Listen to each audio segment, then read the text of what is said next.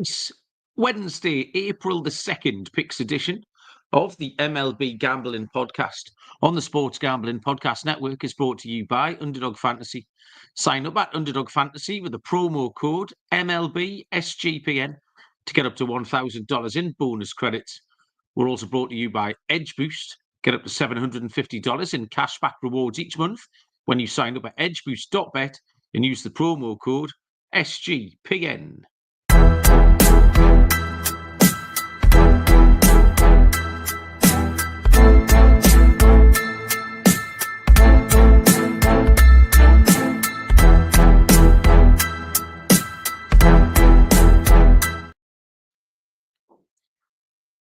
Welcome, everybody, to the MLB Gambling Podcast on the Sports Gambling Podcast Network. My name is Malcolm Bamford, coming to you from Newcastle upon Tyne in the northeast of England. Today is Tuesday, April the 1st. We are here to handicap a full slate of MLB action for Wednesday, April the 2nd. Joining me, this is our first picks show together of the new season from somewhere in New York. It's Mr. Scott Reichel. Scott, hello, mate. How are you? Yeah, doing pretty well. First of many. I know we've done a lot of pick shows in the past, but first time this season. Can't complain. Ended up splitting the show yesterday. Had a nice win in extras. I had my first extra innings win of the season. I had the over in the Cardinals game, which got there in extras. Do want to ask you, though, I lost my dog. Do you want to guess what my dog pick was? Oh, let me have a look. Hang on.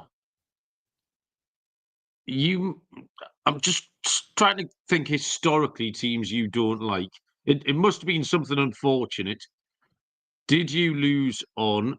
And unfortunate's one way to put it. I'm just asking if you want to guess. Was it the Athletics? That is correct. I took the Athletics, and they proceeded to lose by about 15 runs. So, yeah, not a great pick there for the dog, but I hit the lock. But Oakland, I wish they were playing in Oakland because them and Sacramento's not off to a good start. But, yeah, that was over pretty quickly. They lost by, close to 15 runs. So, yeah, not good, but it is what it is.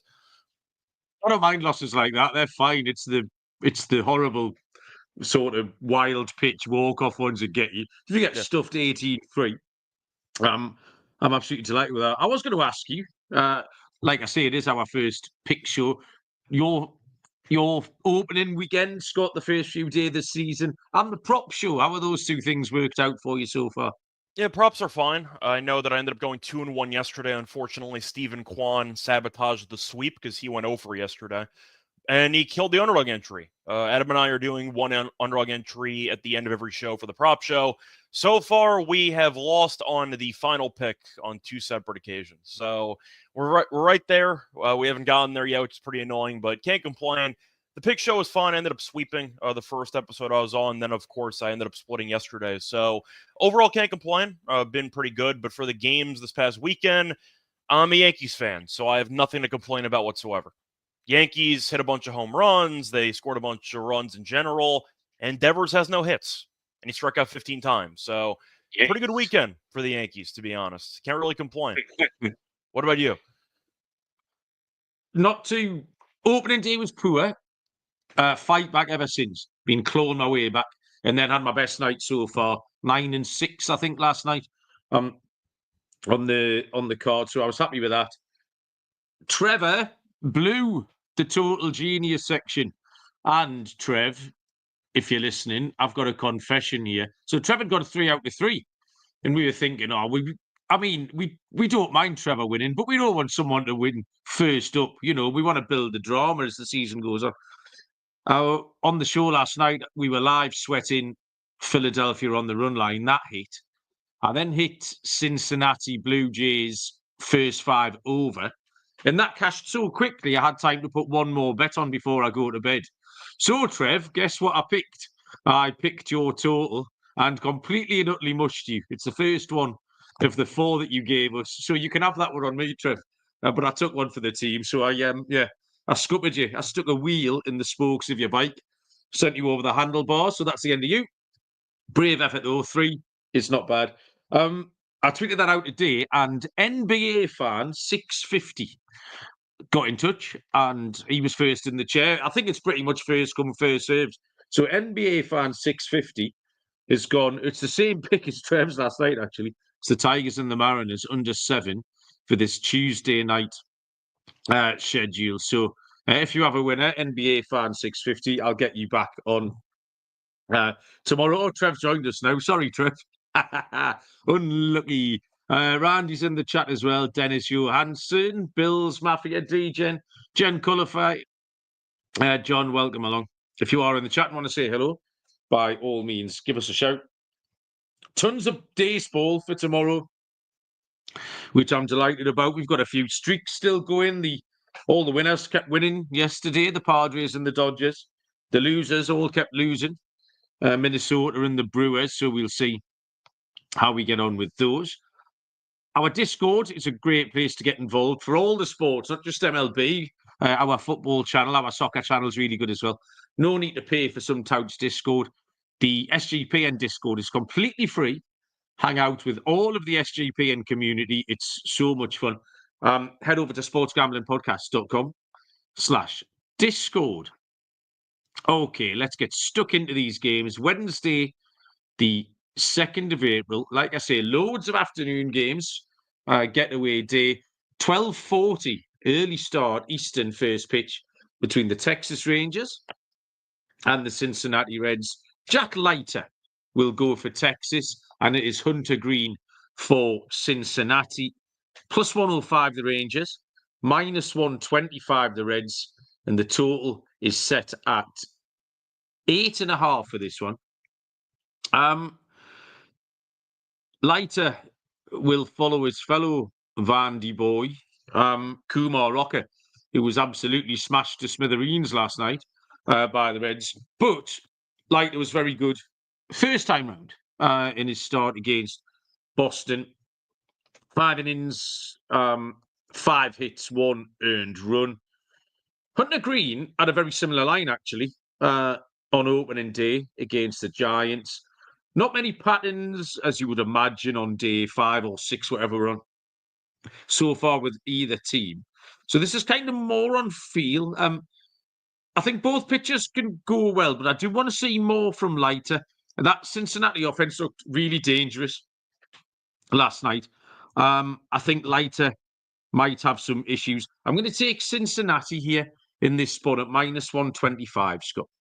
Yeah, the only concern that I have is if Green ends up going, let's say, less than 6 innings, do I trust the Reds bullpen to actually do enough for 4 innings? That's kind of the problem that I have, but Leiter was good for the most part in his first start. Rocker got rocked. So the point is that we'll see if the Reds are going to keep it rolling or if Rocker was just really bad and Ellie discovered the torpedo bats and hit 2 home runs and had like 7 RBIs yesterday. So we'll see what happens, but I think I agree with you. I do think at the end of the day, the Reds have arguably the better starting pitcher. At least Green's more proven on a major league level than Leiter is. The offense has been up and down so far, but it definitely was very good yesterday. And we'll see how long Ellie's dominance lasts with the new bats. But I do think you're looking at the Reds being a bit cheap here, in my opinion, with Leiter, who last year was not any good, and then this year was good for about 5 innings. But I kind of need a bigger sample size before I start trusting Leiter in the spot in Cincinnati. So I'll go with Green. The fact is, I've seen him pitch pretty well for the last year. He can be, a little bit unpredictable at times, but I think that he's more proven at this level than Leiter. I'll go with the Reds at minus 135. Yeah, exactly. That was my handicap. I just wanted to see Leiter do it again. And I think that Rocker thing got in my head last night as well. And I know really it hasn't got an awful lot to do with it, but I just thought the Vandy boys going back to back here and Rocker was thoroughly lit up. So yeah, that was absolutely a part of my handicap. Stu Pattersell joined us in the chat. Abdi's in there as well as Steve. So welcome along, boys and girls. Next up, second game on the card, 1:10 Eastern first pitch between the Pittsburgh Pirates and the Tampa Bay Rays. Paul Skeens for the Pirates and Ryan Pepiot goes for the Rays. The Pirates are favourites here, minus 120. The Rays even money, and the total is a low one at 6.5, Scott. Are you having the Pirates as a favourite? Well, the problem you run into is that Skeens had himself a classic Skeens performance. He was solid, maybe not as good as people thought, and then he got a no decision. And the Pirates bullpen blew the game, which I feel like is a pretty common theme so far. Shout out to Pittsburgh, who got walked off 3 separate times by Miami in the first series. Pretty tough to do. Then they ended up losing to the Rays on Monday. So, yeah, Pittsburgh's not very good. Skeens, I understand why he's favored, of course, because this is Paul Skeens we're talking about. But at the end of the day, do I trust Pittsburgh enough to piece together 9 innings? I do think I'm going to go with the Pirates, but I'll probably go first 5 in this one. Pepiot was fine in his first start. 6 innings, did give up 1 run. It was against Colorado, which is not really a good team at all offensively. But I do think for value, I'll go Skeens first 5. I'll ignore the bullpens entirely. Give me Pittsburgh to have a lead. Will they choke the lead? It remains to be seen, but I'll take that out of the equation. Give me Pittsburgh first 5.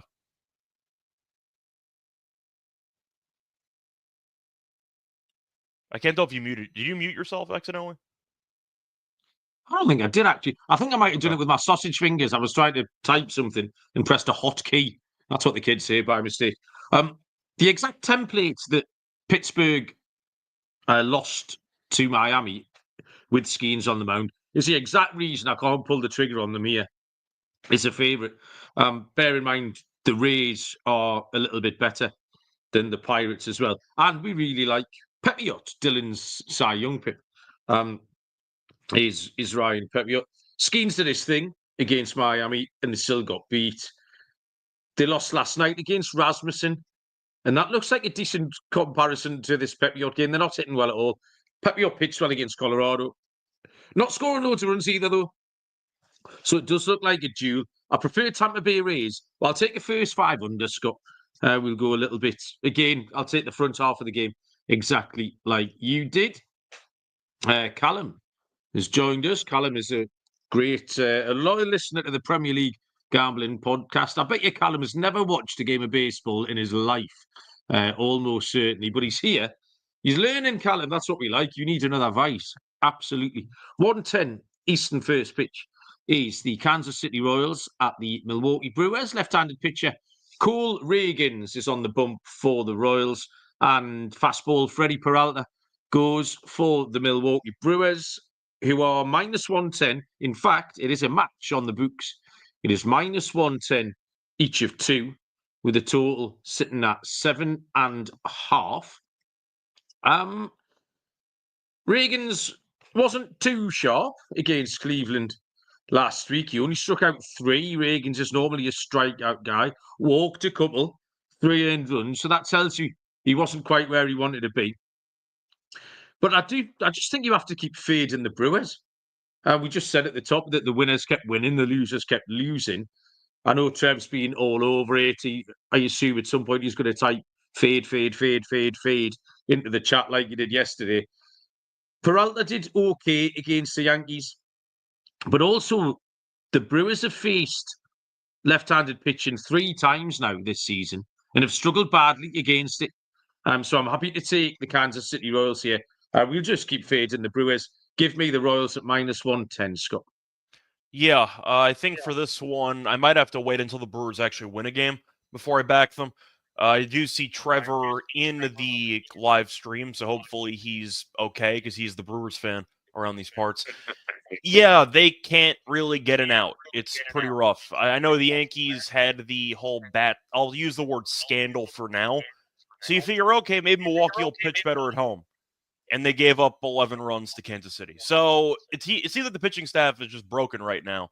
And Kansas City had an underwhelming series against Cleveland. They hit the ground running yesterday against the Brewers. Peralta, though, was okay against the Yankees. So I do feel like he was the best starter we've seen so far from this team. A part of me kind of wants to go with the over, but I think I'll go with Kansas City in this one. 7.5 does feel a bit low when you mentioned that Reagans didn't exactly have his best stuff, and the Brewers are handing out 10 runs to everybody.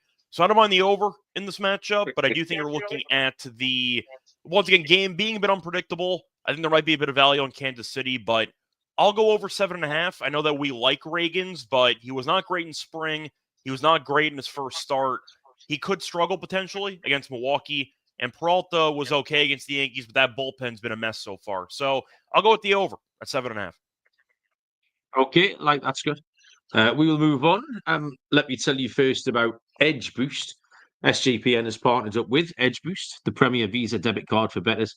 An Edge Boost card allows you to avoid the hassle of getting your card denied at any of your favourite gambling spots. You can earn up to $750 per month in cashback rewards for using the Edge Boost card. You know your money's safe. The card is FDIC insured. There's no credit checks. It's completely free. Sign up today at edgeboost.bet, promo code SGPN. And we're brought to you by MyBookie.ag. MyBookie is your place to bet every sport, including Crown College basketball games, plus props for every game. MyBookie accepts customers from a ton of locations, easy deposit and lightning fast payouts using crypto.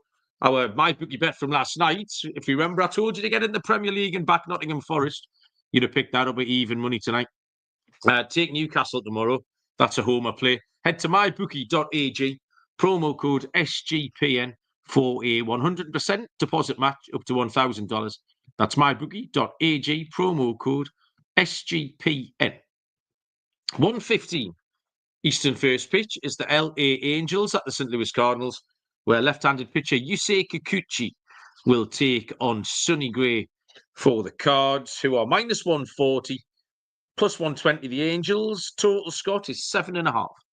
Yeah, so I think I'm going to go with the Cardinals in this one. I saw the Angels did win the game in extras yesterday. Did they look good? No, but they were able to get by. I do think Gray, though, is the better pitcher here. Kikuchi has been a guy that I've not really been a big fan of over the years. He tends to be a pretty streaky pitcher where he'll be good for like a part of the year, and then he'll be really bad for the other part of the year, and it kind of balances out. But he was fine in his first start, went 6 innings, 5 strikeouts, ERA of 4.5. Gray was actually battling an illness, and he was able to actually pitch pretty well as he went 5 innings and ended up having 6 strikeouts. But I think the Cardinals right now have the better pitcher, in my opinion, the better overall bullpen. I know the Angels might have a very good setup and closer combination, but I'm not really sold on their middle relief. But I think Gray is better than Kikuchi, and I do think the Cardinals at home are always dangerous. I'll go with the Cardinals in this one. 150, I get, might be intimidating to some degree, but I understand it. I'd pick the Cardinals to win, especially at home. So I'll go with Sonny Gray. I'm taking a minus 140, Scott, if that makes you feel It does. any happier. I'll take whatever I can get. So yeah, I'll take it. Yeah, Kikuchi was pretty average against the White Sox on opening day. Although I think he was quite unlucky, possibly, to give up 3 earned runs on just 5 hits.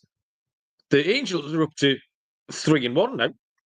They did take game 1, as you mentioned.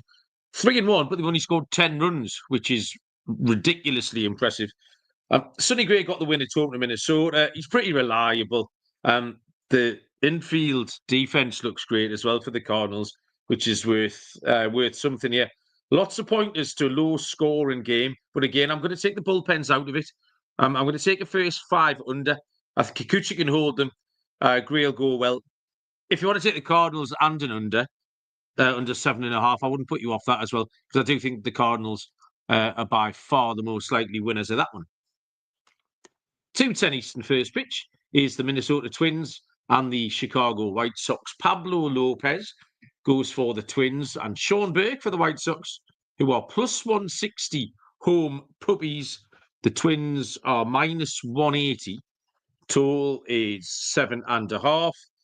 Isn't this just the Brewers handicap all over again? Until the Twins win a game, I don't want to back them. Lopez was hittable opening day. 8 hits he gave up in 5 innings at St. Louis. He only struck out 3. The Twins have scored 6 runs in 4 games. You're not going to win many games scoring 1.5 runs per game. And Sean Burke was really good against the Angels opening day. Seems like an easy bloke to root for. I've heard him interviewed. I quite like the cut of his jib. I think until the Twins show me something at these prices, behind Burke, who might be all right, the White Sox are worth putting up plus 160, Scott. I don't think you can take the Twins. I'd be surprised if you got there, Scott. Yeah, I did not. I feel like I agree with you. It is kind of like the Brewers handicap of waiting for the team to actually win a game before you lay minus 180 with this team. You mentioned it's tough to win a game when you only score 7 runs. Shout out to the Braves on a separate note. But yes, definitely the same argument we made for them. I do think that the Twins probably win this game, but I can't bet this current price. So maybe if you want to make an argument for the bullpens, the White Sox bullpen we know is not projected to be that good. If you want to go for Burke against Lopez and hope Lopez walks some guys, gives up some hits, and maybe Burke finds himself again, I don't mind White Sox first 5.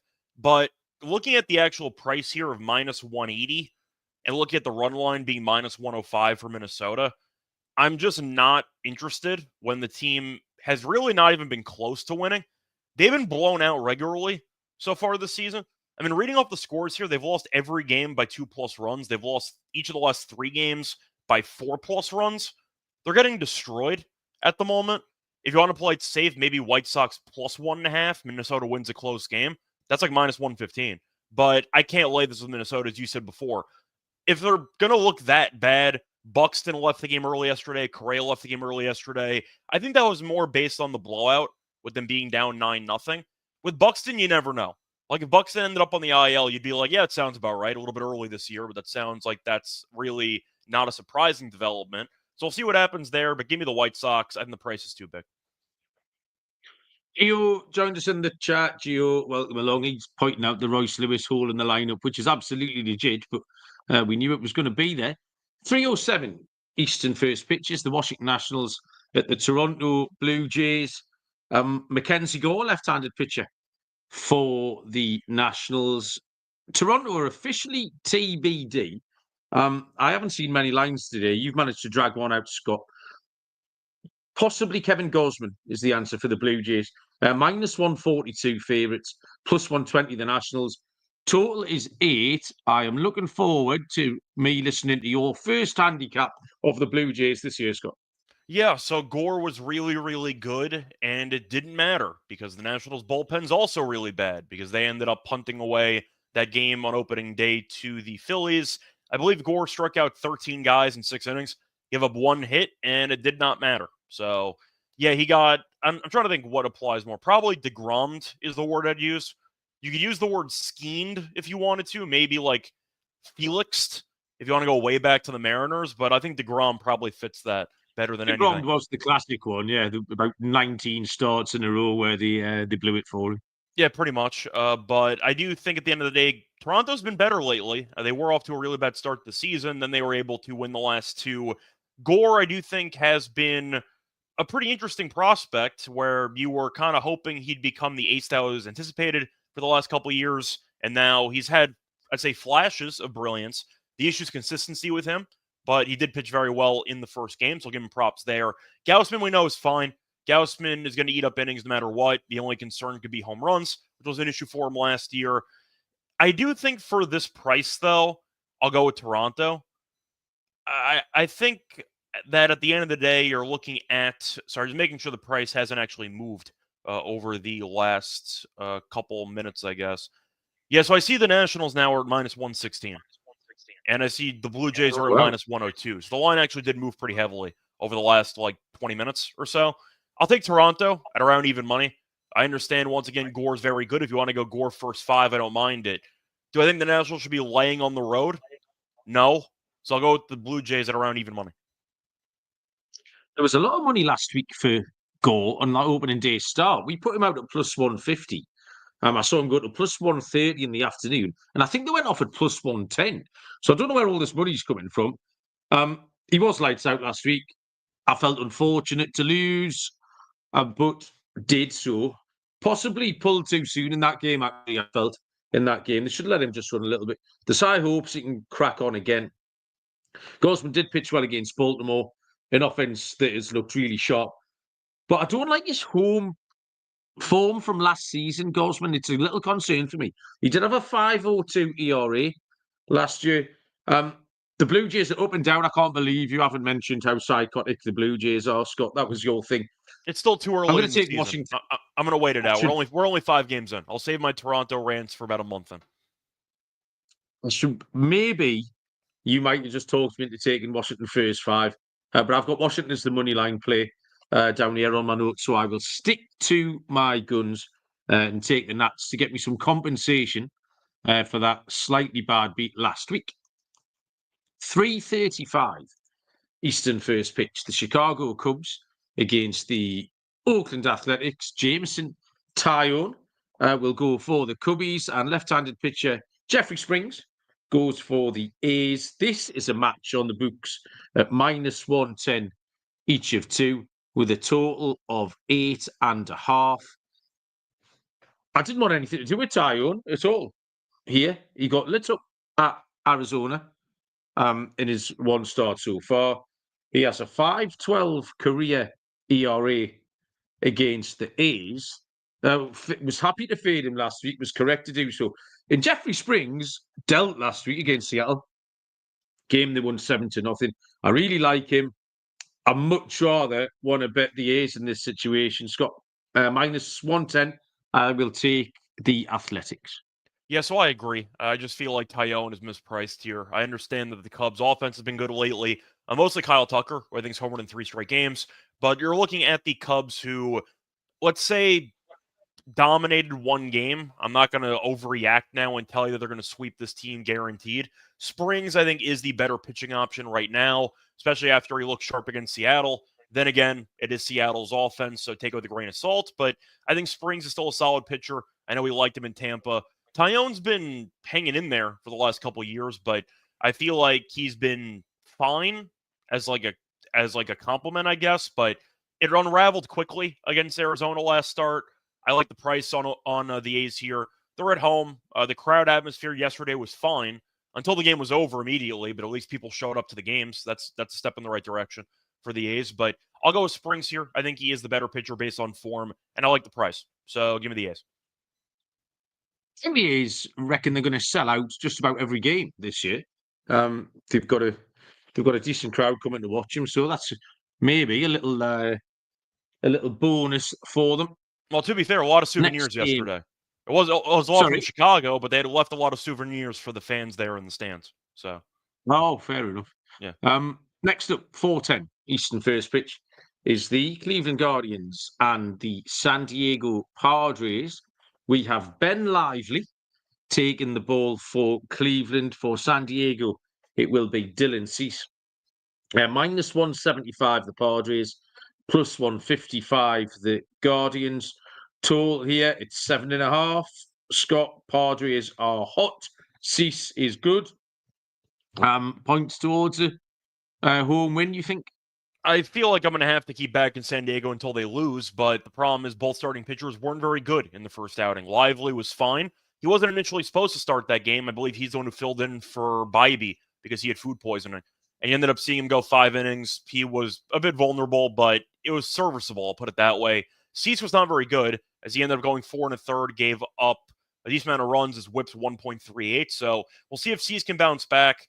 I'm not as high on Cease as most people, but I think he is better than Lively if we're making comparisons here. I feel like I got to go with San Diego. I don't really feel great about -180. I thought about the over at 7.5 maybe, but I do think San Diego is going to win. Cleveland has been fine so far this season. I can't say that they've been, that impressive, but I think you're looking at a spot where I just question right now if I really want to be going against the Padres, who have been rolling so far this season. You're looking at Ramirez, who actually did come back yesterday after he got injured in the opening day series. He had a home run yesterday. So J-Ram is back. I guess over at 7.5, but I'll go with the Padres. I'll go with -1.5 for the plus money, but I think I prefer the over in this game. Yeah, I've got the Padres money line written down at -175, which isn't big or clever. Ramirez, we did say that wrist injury they thought was manageable, and obviously that proved to be the case yesterday. Ben Lively had an average performance against the Royals, even though he did get the win. I quite like Ben Lively. He had an ERA of just under 4 on the road last year. Cease only managed 4 1/3 last week against the Braves. Did strike out 7. The Padres only allowed 9 runs so far in their games. It's a better team, better pitcher, not the best price. I'll take the Padres, but it'll be down my list, I reckon. We'll move on. After I have told you about Underdog Pick'em, you can play any sport and win up to 100 times your money. Sign up with our code MLB SGPN. to claim a special pick and first-time deposit offer up to $1,000 in bonus credits. UnderdogFantasy.com, promo code MLB SGPN. And Rhythm is your home for AI picks and props. Rhythm is now live for Major League Baseball. Plus, they've got models for NBA and golf. Sign up today for a free 7-day trial at sportsgamblingpodcast.com/rhythm. That's sportsgamblingpodcast.com/RITHMM. 4:10 Eastern first pitch is the Detroit Tigers at the Seattle Mariners. Left-handed pitcher Tarek Skubal goes for the Tigers, and Luis Castillo will go for the Mariners. Tight on the books. Seattle -105. Detroit are trading at -115. The total is obviously low at 6.5. Skubal started well against the Dodgers last week. They eventually got to him, and the Dodgers will eventually get to most pitchers this season. There's no reason he can't go well here tomorrow against Seattle. Castillo was fine against the Athletics in a game. They still lost 7-0. That was the Jeffrey Springs game we just mentioned. Seattle appear capable of losing all different types of games. Only scored 14 runs in 5 games. They got blew up last night by Detroit. Emerson Hancock didn't go very well. This Tigers lineup, we pointed out last week that they had a tough start. That was a tricky start in Los Angeles, and they played well. They actually probably should have come away with at least one win, but they were competitive. This is a little step down for the Mariners, and it's a step down where if Detroit can score 3 or 4 runs, maybe even 2 or 3 runs, they'll probably win the game. I like Skubal a lot, and I can't back Seattle at these prices when they don't score nearly enough runs to give you a good chance of winning. I'll take the Tigers, Scott, -115. Yeah, I agree with you. Seattle, I've roasted all offseason for doing nothing over the course of the offseason. We knew the lineup was a problem, the rotation was good, and you saw Seattle really struggle to hit against the A's the entire series. Then they were down a lot yesterday. Hancock was brutal. I had his under strikeouts that cashed easily because I think he went in like 2 innings. But the point is, Seattle had nothing to offer yesterday. As for the Tigers, they got off to a bad start this season, but in their defense, they were against the best team in the league. So I'm not going to roast you for getting swept by the Dodgers. Dodgers are going to win a lot of games. So they came back out against a much weaker team, and they jumped them. They went up early. The final score was 9-6. They were up by a lot more than that, and then the Mariners scored a couple consolation prize runs at the end. Given the Tigers, though, once again, Skubal was roughed up by the best offense in the league. I'll be willing to accept that and move on because Seattle can't hit. So I think Castillo's been kind of a weird pitcher to evaluate the last couple of years because he was very hyped up from Cincinnati. Yeah. He was supposed to be a very, very sought-after trade, I'd say, commodity. The Yankees were linked to him. He ended up going to the Mariners. And if you ask the Mariners fans what they've thought about Luis Castillo's tenure, I feel like they tell you, meh. You know, like he's been fine, but he hasn't exactly been as good as people thought he was going to be. I think Skubal, who won the Cy Young last year, is the better pitcher, in my opinion. So I'll go with Skubal for the decent, I'd say cheap money line price against a team that can't hit. So I think Detroit's better than the record suggests. They went up against the Dodgers. I'll let it slide. The Mariners couldn't score any runs against the A's, and then the Cubs scored 18 runs against the A's. Not a good look for the Mariners, so I'll go with the Tigers here at a cheap money line price. Gio's gone for a nerfy in that one. We like a bit of degen action there. Nathan's joined us. Nathan, welcome along. And Chris C. Chris, how you doing? Nice to have you on board. 4:10 Eastern first pitch is the San Francisco Giants at the Houston Astros. We have Landon Root with 2 Ps going for the Giants. Left-handed pitcher Framber Valdez will go for Houston. -160 for the Astros, +140 the Giants. The total, Scott, is 8.5. Yeah, so for this one, I feel like Valdez is one of the only pitchers I actually trust on this Astros team right now. they have been going through it, mainly because this team right now cannot hit. You're looking at what should be a pretty interesting matchup just based on the Astros laying 165, even though they've had a hard time scoring runs so far this season. The Astros have scored less than 4 runs in every game so far this season. But Valdez was really, really good in his first start. He gave up no runs in 7 innings. As for Raup, or apologies there, Landon, but he hasn't pitched yet this season, so it's pretty tough to evaluate what to expect from him in this one. I'll probably end up going with Houston first 5 -0.5. I think Valdez will pitch well. I question how the new pitcher is going to perform for the Giants. To mention it, he is 26. He did pitch last year, 3.58 ERA, so okay numbers. Once again, he's more of a relief pitcher, and now he's going to be starting a game, which could be a bit, I'd say, suspect. But I'll trust Valdez. I'll ignore the rest of the team, basically. Give me the Astros first 5 -0.5 a run. I think -160 is a little bit short for a team that have scored just 8 runs. Valdez absolutely shoved against the Mets, 7 scoreless, no notes on him whatsoever. So it kind of really, you offset Landon Root against this Astros offense.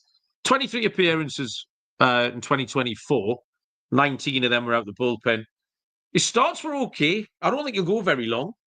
And the Giants could throw a bit of a bullpen day for 6 innings, something like that. I'm going to take the under just because Valdez will be lights out.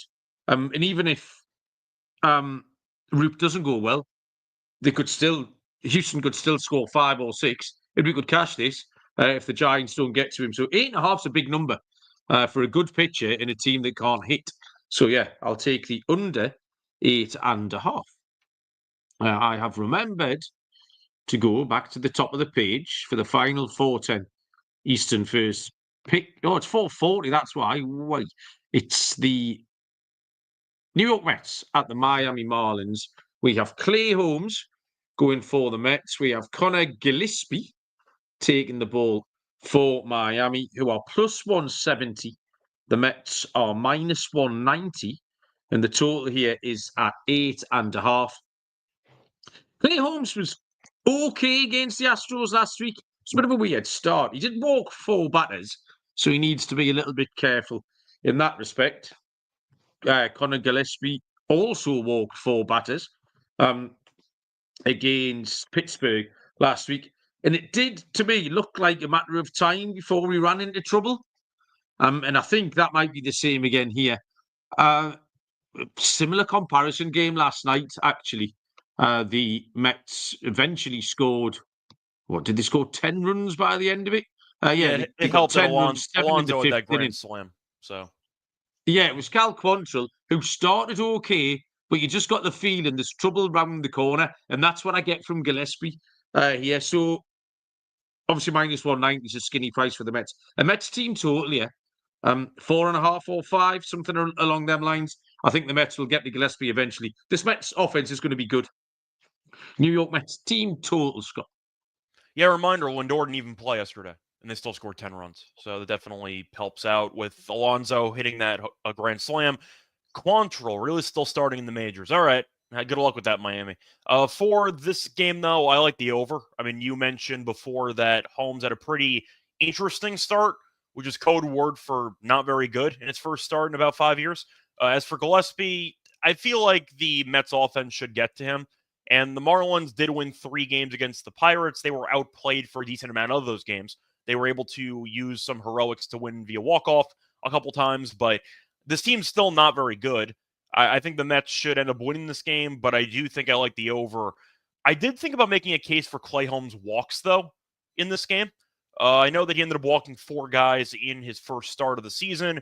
He was good in spring training, but then everything kind of fell apart there against Houston. The Marlins, though, have been pretty decent at walking, actually. They rank right now 13th in the league in walks per game, averaging 3.8. But Holmes did walk 4 guys occasionally with the Yankees. He would lose command. And anytime you have a converted reliever into a starter, you have to have some immediate concerns about the transition and if maybe the command will be an issue before he gets used to the actual starts. So I don't mind the walks for Holmes, assuming that like 1.5 isn't some insane minus price.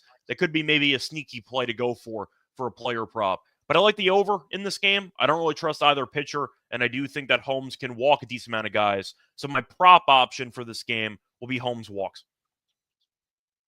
Yeah, total walks. If you can get a total walks between both pitchers, with Gillespie having walked 4 last time as well. The 6:35 Eastern first pitch is the Boston Red Sox at the Baltimore Orioles. Left-handed pitcher Garrett Crochet for the Red Sox and Zach Eflin goes for Baltimore.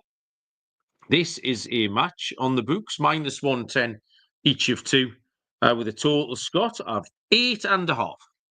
So I do want to ask you a quick question before we actually get into the breakdown of this one. So Crochet made some news, I'd say about a day ago or so, because he got himself paid. He got 6 years, $170 million for an extension. So my question for you, if you got $170 million, would you potentially be hungover for the next 2 days?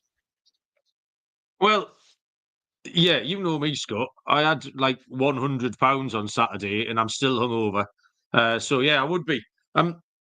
Although if I got $170 million for being a professional athlete, that might just change my point of view a little bit. I'd have a little whiskey, Scott, is what I would do. Everything in moderation. You? I would be probably drinking for, I don't know. How far away is June? No, I'm kidding. No, I'd probably have like a good time for maybe a day or two. But I was just wondering, I'm like half joking here, but I do wonder, Crochet, after getting paid, some people might want to fade him. You know, maybe he's going to be a little bit complacent. We'll see what happens. But he is the better pitcher than Eflin. Eflin was fine in his first outing, 6 innings. We know that Eflin has always been a good innings eater. And the efficiency might be up and down, or the effectiveness, but he will eat up innings. So I actually don't mind the first 5 under in this game. I think Crochet is going to go well. I think Eflin's fine. I think he's serviceable. And the only concern is that the Red Sox have seen him a lot, because he was with Tampa, of course, and Boston's been pretty decent against them. But I do think it'll be a lower scoring game. I think Crochet's better, but the Red Sox haven't been good either. So if you want to go based on current form, you could argue that this price is, you could argue, wrong team favored, because even though Crochet's better, the Red Sox just have not been performing, and they're laying -115 on the road. So I think you can make a case for Baltimore in this game, but I do think I'm going to go with the under, either in the first 5 or the full game at 8.5. Total feels a bit high with these pitchers, so I'll go with the under. I'm going to ask you, though, do you think Boston should be favored in this game on the road, despite being 1-4? Well, yeah, it's minus. I'm seeing -110 each of two, which is probably about right, because it's the offsetting thing of stud pitcher against a decent offense, and an offense that started when in Baltimore.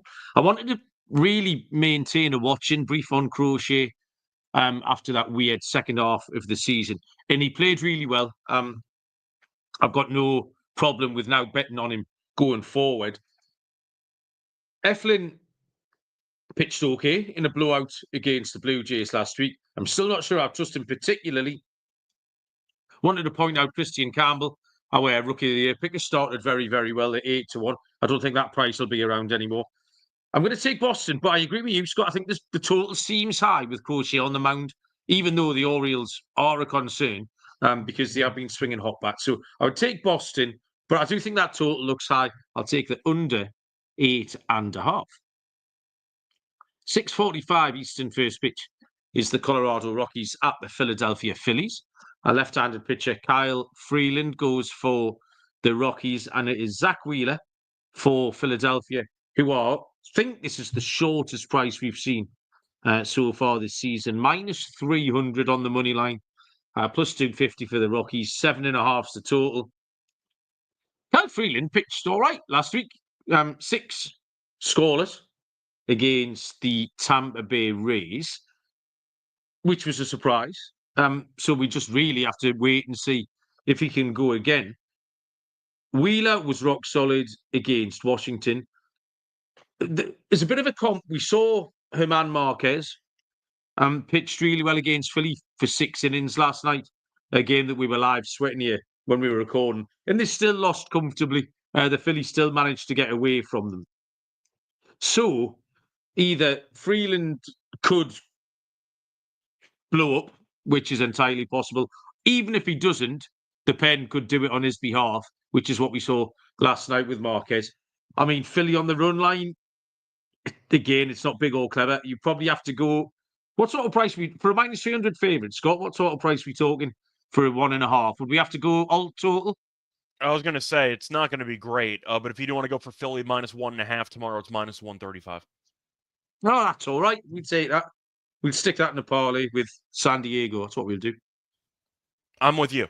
I can't bet Colorado. I mean, I roasted Colorado the other day for trading away Nolan Jones, who was one of their only players I actually liked on the entire team, and they just shipped him off to Cleveland for Freeman, who is a worse version, I guess, of Nolan Jones. That's why the Rockies never win anything.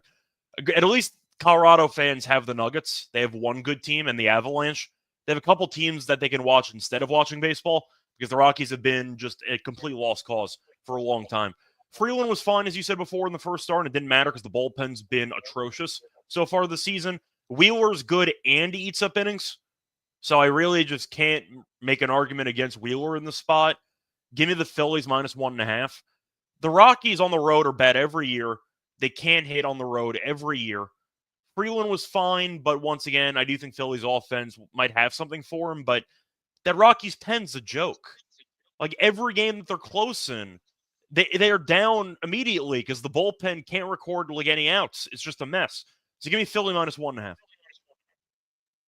Trev might have hit the smart play with the Philadelphia team total in that one.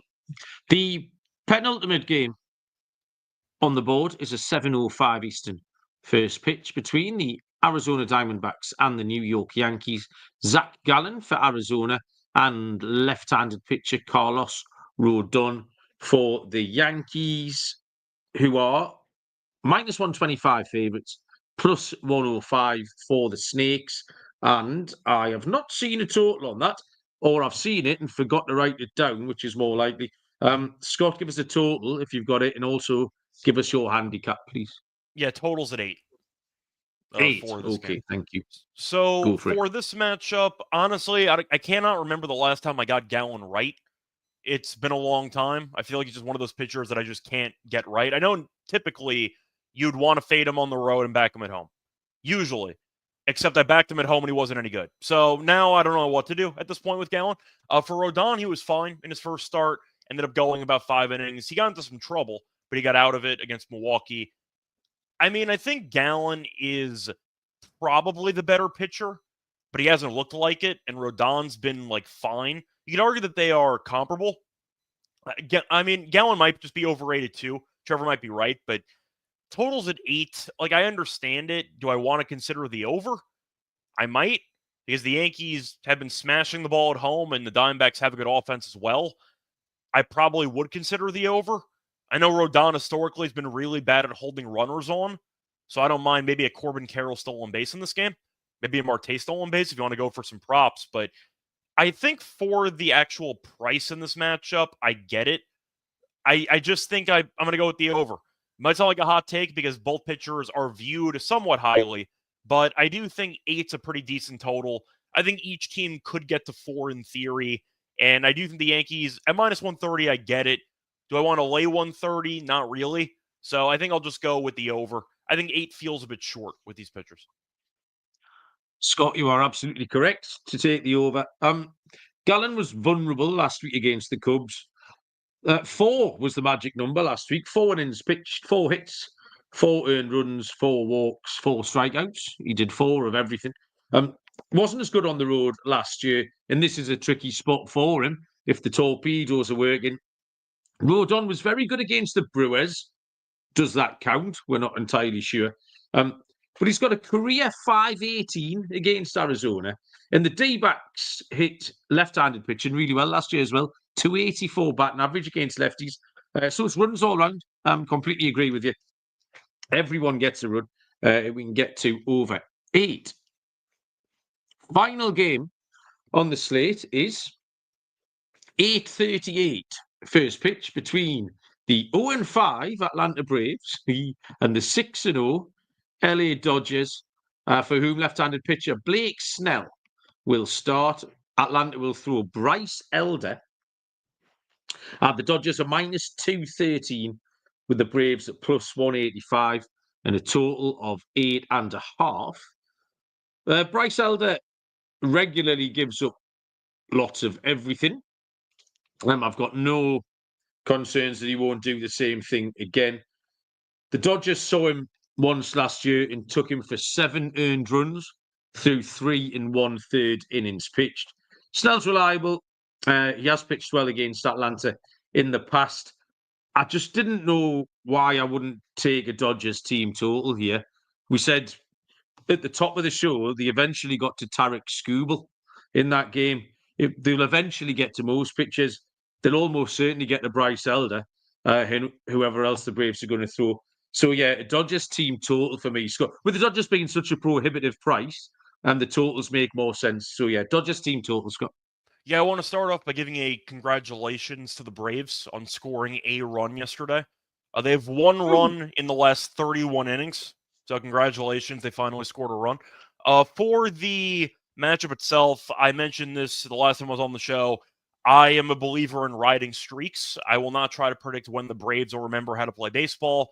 I will keep betting against them and keep winning until they eventually beat me one time. So I'll keep fading the Braves against the Dodgers. Dodgers minus 1.5. The Braves, at the end of the day, they can't hit right now.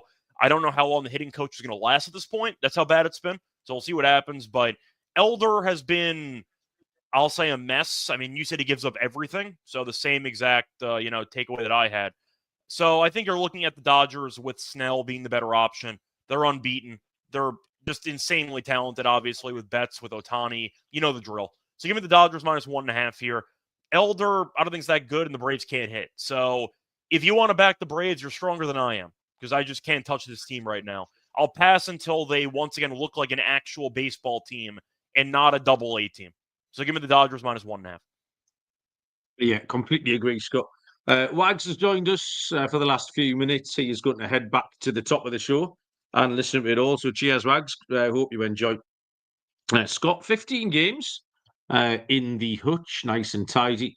Do you have a lock and a dog for us? I do, but I quickly have to write down the actual timestamps of the lock and dog. So Okay, well, I'll go first. I only had a couple of underdogs to choose from. I threw out Washington with Mackenzie Gore last week and was a little bit unlucky. I'm going to put out the White Sox at plus 160. The Twins can't win. Burke looks decent. Lopez was dodgy. Plus 160 is too big a price there. For my lock, Oakland. Let's take Oakland. Yeah, I don't want anything to do with Tyone. I'm not having him at all. Minus 110 for the Oakland days. We do like, there's a couple of little parlays we liked there, didn't we? San Diego at a price with Philly on the run line. And there was another shorty in there as well. Houston, actually. I like the San Diego and Houston money line parlay, although we don't give out parlays. But yeah, that's my thoughts. Scott, what have you got? Yeah, well, did you... Wait, so what was your lock on that? I just heard you say the dog. My lock was the Athletics. Okay, And I wanted to make sure that I wasn't... my dog. Okay, wanted to make sure I didn't take the same thing.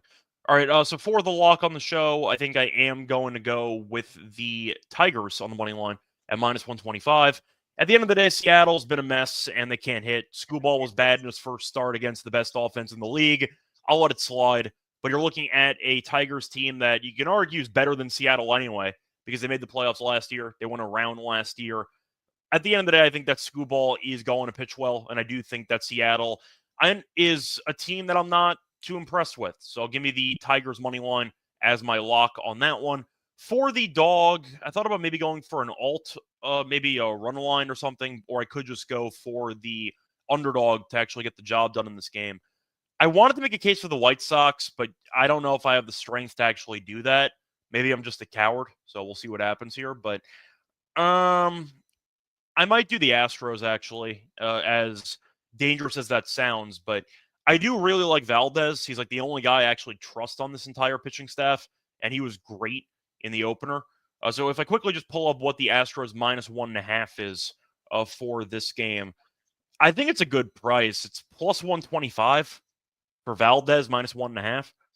I'll do it. I understand Houston offensively has not been great, but now the Giants are using a pitcher that is mostly a reliever. We'll see how he looks as a starter, but I do think Houston eventually is going to get the bats going a bit, but Valdez could just shove again and give up one run in like 6 or 7 innings, and you're in good shape. So give me the Astros minus 1.5 at plus 125. Smashing. Thank you very much, Scott. Appreciate it. Do you have anything you would like to tell the people before we let them go?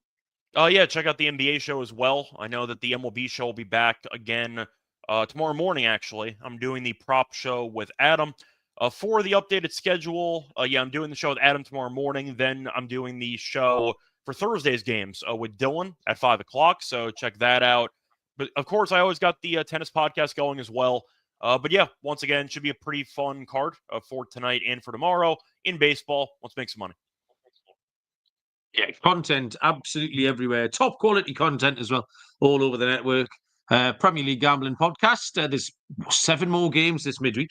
I went 2-1 tonight. Plenty profit in there. So if you get a chance, 7 more games over the next couple of nights. Thanks everyone in the chat. It was buzzing again as per usual. That is entirely what makes the show.